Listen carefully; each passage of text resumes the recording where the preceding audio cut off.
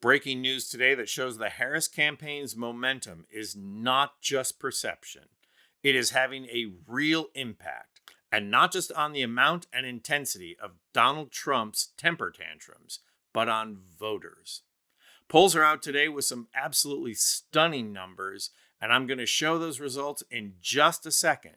But it's worth noting that actually, the polling done after Harris became the uncontested Democratic candidate have been really slow to verify the kind of momentum that we've been seeing with our own eyes. Now, the irony of that is the way it replicates 2016, when polling organizations and polling by news organizations all showed Hillary Clinton with a comfortable lead, especially in key battleground states.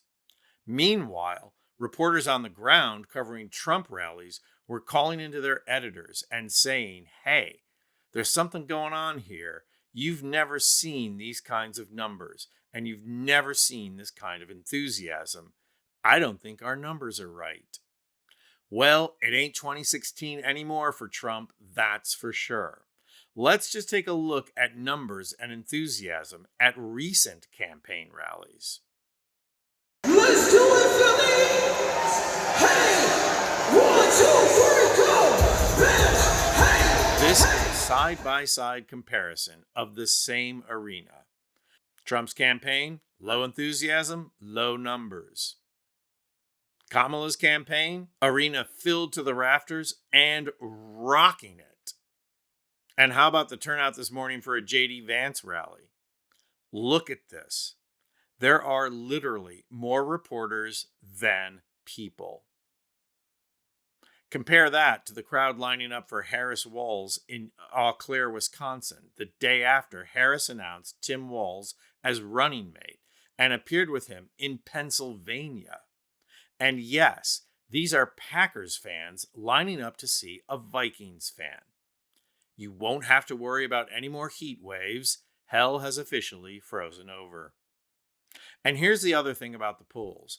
None of them even remotely reflect the impact of Harris choosing Walz as vice president, which is going to result in a healthy bump as well.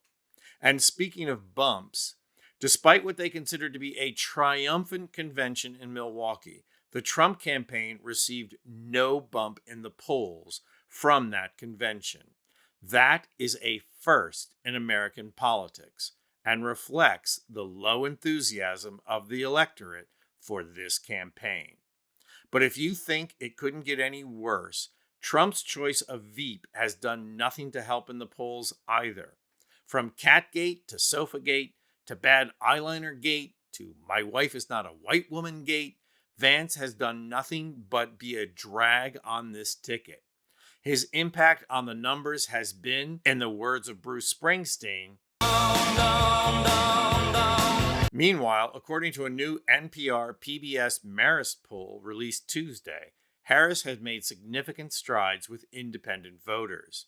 The poll showed Harris leading former President Donald Trump by 9 points among independent voters, 53% to 44%, which represents an enormous 23-point swing from the July 23rd poll, which showed Trump leading Harris by 14 points among independents, 46% to 32%.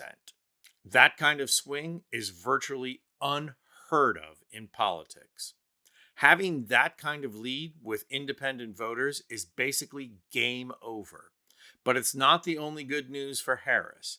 Overall, the most recent poll, which included responses from some 1,500 registered voters, showed Harris leading Trump 51% to 48% among all respondents, a 4-point improvement from the July 23rd poll, when she trailed Trump by 1 point.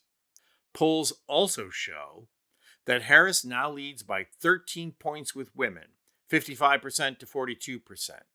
She has gone from a 23-point lead with black voters to a 54-point lead.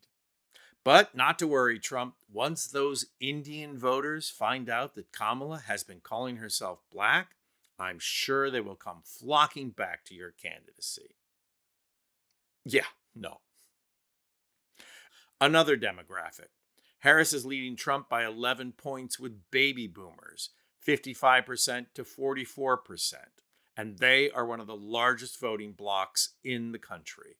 All of this is really good news for the Harris campaign, but there's some bad news for Democrats. Local polling does not show any Harris coattails for down-ticket Democrats, and that is very bad news. If current trends continue, the Senate will turn over to the Republicans. And in order to govern effectively, the Harris campaign is going to need a Senate majority. And that means we all have to get working on making a blue tsunami in November. We all have to turn out and work these campaigns. I'm Anthony Vincent Gallo for Occupy Democrats.